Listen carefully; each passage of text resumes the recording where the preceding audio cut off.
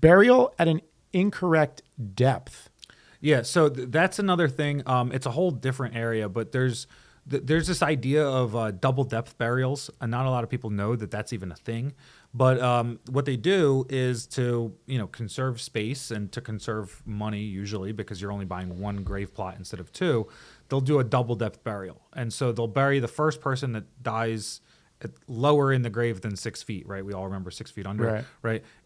They bury the first body at 8 feet, first burial container, not body. But the first burial container goes at about 8 to 9 feet, so that it's about 3 feet tall, 2.5, 3 feet tall, so that the next container can go at 6 feet. Yeah, and then you're fine, right? But sometimes what they wind up doing is they mess that up, right? They bury the first double depth body or double depth container at 6 or 7 or whatever, and now you got like a hill in the cemetery because the person's not being able to be buried right. And there's laws about that, right? Okay. There's a pretty clear law. I forget what the exact inches is, but it's like there's got to be 12 to 18 inches, I believe, of soil on top of the burial container.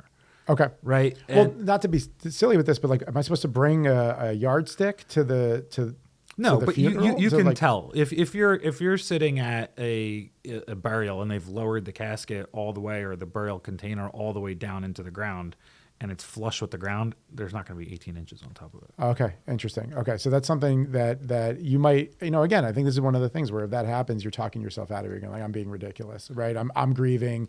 It's got to be me. There's no way they could do that. They could absolutely do that.